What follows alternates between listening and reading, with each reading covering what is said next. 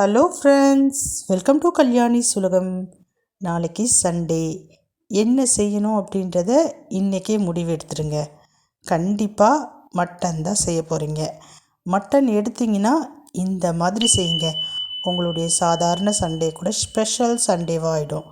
அவ்வளோ சூப்பராக இருக்கும் இந்த மட்டன். எப்படி செய்யலான்னு சொல்லிட்டு பார்க்கலாமா?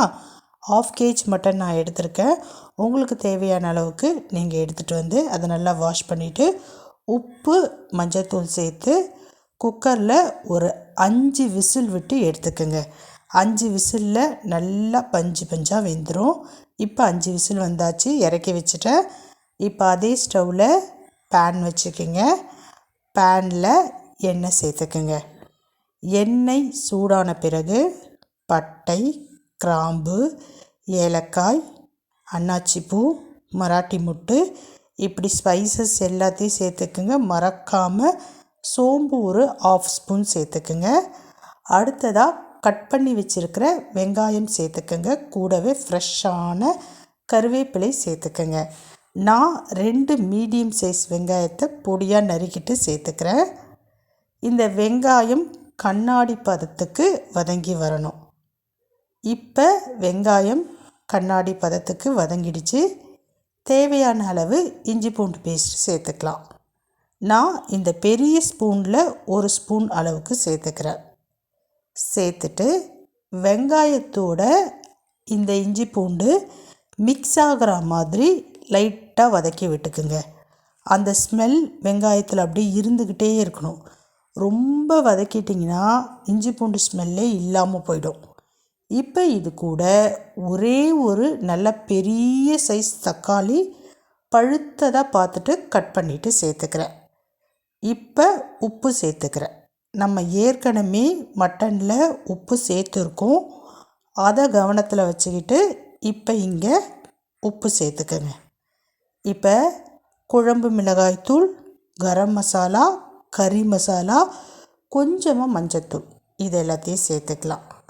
சேர்த்துட்டு நல்லா வதக்கிக்கங்க. எண்ணெயிலேயே நல்லா வதங்கி வரணும். நல்லா வதங்கின பிறகு நம்ம ஏற்கனவே 5 விசில் விட்டு இறக்கி வச்சுருக்கிற மட்டனை சேர்த்துக்கிறோம்.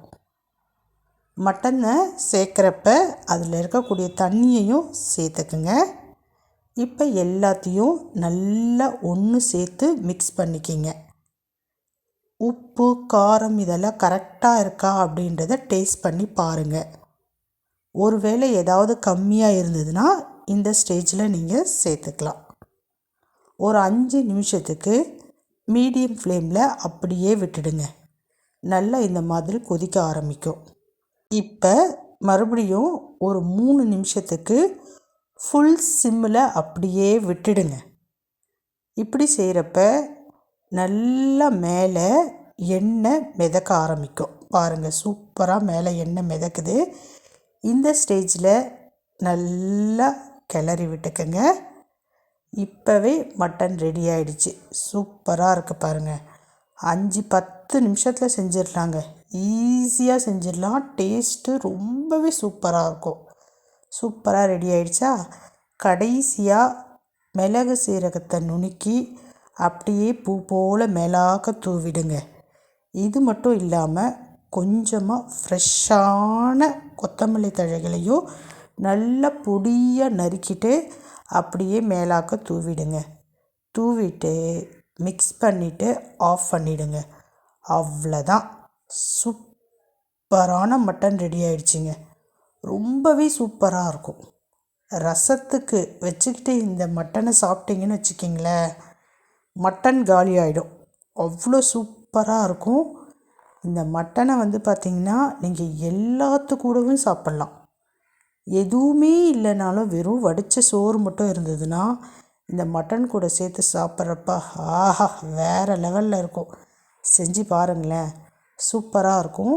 இதில் கரம் மசாலாவை விட கறி மசாலான்னு சொல்லிட்டு விற்கிது மசாலா பவுடர், அந்த மசாலாவை சேர்த்து செஞ்சு பாருங்களேன். டேஸ்ட்டு உண்மையிலே ரொம்ப சூப்பராக இருக்கும். இப்போ நான் கிளம்ப போகிறேன். பாய்.